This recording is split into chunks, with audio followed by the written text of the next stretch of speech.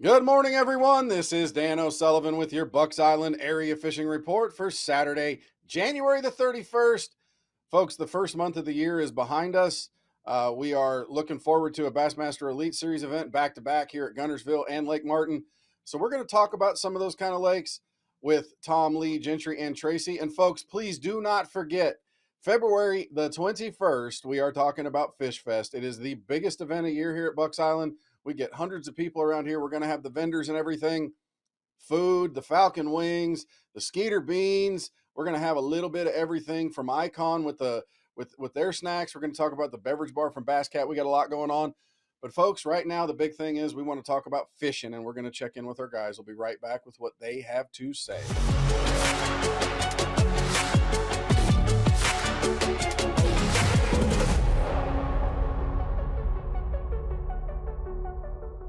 Hey, folks, next week, Bassmaster Elite Series is on Lake Guntersville, and we know this dude is going to be all over that business. He might even be out there on the water. Yeah, right. With a little bit of icicles growing right there. Anyway, it's going to be cold. It's going to be interesting. Going out a Goose Pond landing. They're going to make long runs, I guess. What are they going to expect on the fishing, Tom? The fishing just has not slowed down since, Really? the BPT was here. Last week, there were 30 plus days, catching fish. And it was doing all the same things, that the major guys came out here and proved that could still be caught, and I think that was just kind of a mindset. A lot of guys were like, I'm not going to catch any fish in a foot and a half of water. And then, yes, you will too. It's been that kind of year so far. It's just really kind of ramping up. This real cold weather, that we've had that last cold snap. We're going to get some more. There's some talk of maybe some winter precipitation coming in. I just don't think it's going to affect the fishing that much. I think it'll affect the fishermen more than anything. Yeah. One thing that I will say is look for the weights to be moderate. I don't know that we're going to see the real big 30-pound, 32-pound weights. I don't know. We got to remember the BPT guys were every fish counts kind of deal. This is going to be your best five. So is somebody going to catch 5, 6 pounders? I don't know. Probably They're not. going to catch plenty of fish. I think these guys are going to go out and probably catch anywhere between 15 to 50 fish a day. And it's going to be a lot of cooling. But, I don't know how big the weights are actually going to be. I hope I'm surprised and we see something really crazy, but I just don't know. It's going to be an interesting tournament, but there will be a lot of fish caught. There's no doubt about that. Yeah, and they're going to be in their rain gear. They're going to be in their get their heat layers on and all that stuff. It's going to be an interesting deal. A lot earlier in February to be this north, so it's going to be interesting. Make for an interesting tournament. What about Yes. crappie and that stuff? Are we starting to see that begin to move? Absolutely. Again, everything's dictated not by the temperature, but pretty much by the length of days. So Yeah. those crappie are really getting into the position. They're starting to set up on those stumps to start their spawn process, and even that shallow grass are starting to come back into that. What we were seeing during that warm weather with the minnows and the bait really got heavy into the grass. As this got really cold, those minnows have come back out and started to suspend in some deeper water. So that's going to help the crappie fishermen find those fish a little easier. And that's just good. But in those creeks, those areas is where the fish are going to start to move to get that spawn on. Brother, we appreciate everything as always, and we'll talk to you again next week, my friends. All See right, you there at guys. Guntersville. We know that there's a whole bunch of people that love fishing that Coosa River, and we're going to talk to the king of the Coosa River, Lee Pitts. Right now, we're going to talk a little bit of Weiss Lake and Neely Henry fishing. Lee, let's start up at Weiss Lake. Tell us what's happening up there. It's been pretty good considering the weather. It's unlike some of our other lakes. We get that wind kind of beats you down on it. There's not a whole lot of places you can get and hide. The some of the creeks are still got some good stain in it right now, but bass fishing has been pretty good. The crankbait bite, jerkbait bite, things like that. Something that you can slow down. The biggest thing is trying to find some of the protective areas. Try to find something with some rock in it again. That rock's holding some heat. That's been some of the things the bass guys are looking for.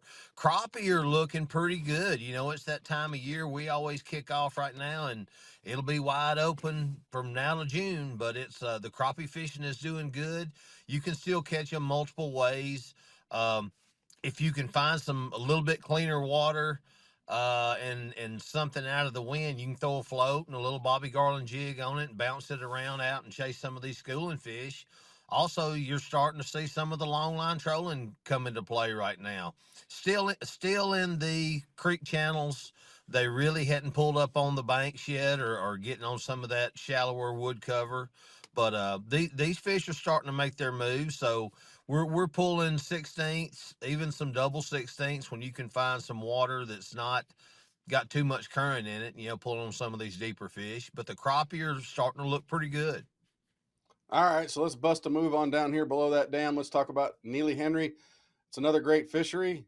They're going to be shallow, I'm sure, but the cold's going to bother them a little bit. It has, and it's one of those things you're just looking, you know, with the water that we're letting out of Weiss and pushing it on down through, trying to get out of some of that super stain stuff. You're always going to have some color on the Coosa, but just that muddy water, try to stay away from it. Finding the little pockets that have a little bit of cleaner water in it, and once again, same thing. Frit side, square bill, something like that.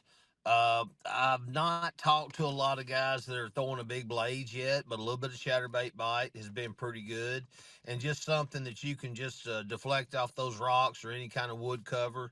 And if you get some sunshine, you know these old docks they've got some brush around them. On that Coosa, you can't get shallow enough. I don't care how cold it is. When that sun gets up and gets in those protected places, those largemouth they like to roll up on that wood cover and get in that sunshine. Well, brother, we appreciate everything. Thanks for all that you do, and we will touch bases again next week. Hey, we've got our king over here. Tracy Robinson just picked up his new Skeeter. You got to see that wrap. It looks good this year. That Bucks Island wrap is glowing. But anyway, we're going to see him all over that Coosa River, all over the Tennessee River, fishing tournaments everywhere. But we're going to talk a little Logan Martin and Lay Lake right now. Tracy, what's going on at Logan Martin? Logan and Lay, they're fishing a lot differently, but we'll start at Logan. Logan, it got hit pretty hard with this cold spell. They're just not biting real well at Logan right now. It's not an easy Yeah. bite at all. You can still get bit, doing what we've been talking about the past few weeks on those clay banks, the chunk rock, the balsa crankbaits, the square bills, flat sides. Your typical wintertime pattern. That's the thing to do. But that cold snap, it really put a dent in the fish bites though. But there's still some to be had. It's just not as many. On the crappie on Logan, they're still in the creek channels and ditches. They're pretty much going to be the same, I think, now going forward for the next few weeks, months, maybe even. But jigs, long lining a little bit, but the creeks are the key to it. The ditches. On your cleaner days where there's not as much wind and not current, you can throw the jigs, on some bobbers, drag them around a little bit. But for the most part, if you're going to have to stay in those ditches and creeks to get bit on the crappie. At Lay's fishing just unbelievably good, even with the cold snap. This Really? week's tournament, there 5 fish, 26 pounds won, and Jeez. those five fish, as hard as it is for me to believe, were actually all largemouth. They're all caught in the grass flipping. So, um, only 7 bites, but 5 of them weighed 26 pounds. So that was the big bag of the tournament. But other than that, it was mostly forward-facing sonars. Those guys out there, chasing with the minnows and the spinning rods still, but a little bit of bites on the points. We've had a lot of windy days. Some points with the jerk baits has been pretty effective too. I haven't seen as many crappie guys out there fishing this week, so I'm not sure what the crappie situation is at Lay. Um, would you say spend most of your time offshore at Lay Lake, or would you say get into the grass, or does it just depend on how you like to fish? I think it depends on what you're wanting to accomplish down. I talked about the big bag in the grass there. If you're okay with going after those, just 5 bites, big bites, the grass and the structure still the deal. But if you're looking for the numbers that are all over the place at Lay, offshore is the deal. Is it in the standing timber, or are we talking points and bluffs, or Uh, what are we uh, looking at? Um, we've had a lot of wind this week, so the key's been getting somewhere where it's a little bit protected. I've been getting around Okay. some of those bluff walls on the lower end of the lake, and the key is finding the bait fish. The bait fish have been in the ditches and in the creeks, but there's also still some out on the main lake as long as you can get out there when the wind's not howling out there. So around the bait balls is the key. All right, brother. We appreciate everything as always, and we'll talk to you again next week. Hey, folks, we are just 2 weeks away from the second Bassmaster Elite Series tournament of 2026, and it's going to be on Lake Martin. So, Gentry, we're going to be doing a lot of speculation right now because we are 2 weeks off. The guys are going to be at Guntersville this next week. What do we expect out of Lake Martin? What can we expect to see out of them? Of course, those are the best in the world. What are you thinking is going to play? What are you thinking it's going to take to win? And how is it going to kind of transition right now? Well, if I'm not mistaken, Martin for the elites was drawn to have their forward-facing sonars on. It is. So, I think I think it can be one doing that, but somebody that goes up the river or runs to Sandy, gets back in there and fishes what I would call my style, just beating the bank, shallow brush piles, docks. Cold don't affect a spotted bass at Lake Martin. I don't care what anybody says. Right. But your largemouth, I mean, some of the best days I've had in my life on Martin has been cold, muddy, and the fish have been laying up underneath the docks in a foot of water. So, somebody that can put that together 4 days in a row, I think could stand a chance. But the problem with that is the spots are going to be more consistent with your forward-facing sonar. So if you can put 4 days together shallow, I think you could do it. But man, you fumble one time, and those I think the scoping and stuff will probably take it.